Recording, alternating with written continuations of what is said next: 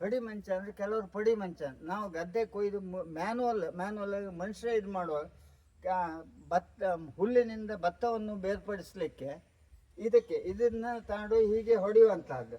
ಈಗ ಭತ್ತ ಹೊಡೆದ ಕೂಡಲೇ ಈ ಮಧ್ಯ ಕಣ್ಣಗೆ ಭತ್ತ ಎಲ್ಲ ಕೆಳಗೆ ಬರ್ತದೆ, ಹುಲ್ಲು ಕೈಯಲ್ಲೇ ಇರ್ತದೆ. ಭತ್ತವನ್ನು ಬೇರ್ಪಡಿಸ್ಲಿ ಮತ್ತೆ ಈ ಮನೆ ಹೊಚ್ಚಕ್ಕೆ, ತಿರಿ ಮಾಡೋಕೆ, ಮುಡಿ ಮಾಡೋಕೆ ಹುಲ್ಲು ಮಾಡುವಾಗ ಸೂಡಿ ಹುಲ್ಲನ್ನು ಮಾಡುತ್ತೆ. ಸೂಡಿ ಹುಲ್ಲನ್ನು ಇದಕ್ಕೆ ಮೊದ್ಲ ಎದುರು ಬಡ್ದು ಕಡೆಗೆ ಬೆನ್ನಾರು ಬಡ್ದ ಆ ತೊಳು ಎಲ್ಲ ಬೇರ್ಪಡಿಸುತ್ತದೆ. ಅದಕ್ಕಾಗಿ ಇದು ಪಡಿ ಮಂಚ ಅಥವಾ ಹೊಡಿ ಮಂಚ, ಕೆಲವರು ಹೊಡಿ ಮಂಚ ಅಂತ, ಹೊಡಿ ಮಂಚ ಅಂತ. ಇದು ನ್ಯಾಚುರಲ್. ಮತ್ತೆ ದೀಪಾವಳಿ ಹಬ್ಬದ ದಿವಸ ಇದಕ್ಕೆ ಪೂಜೆ ಉಂಟು.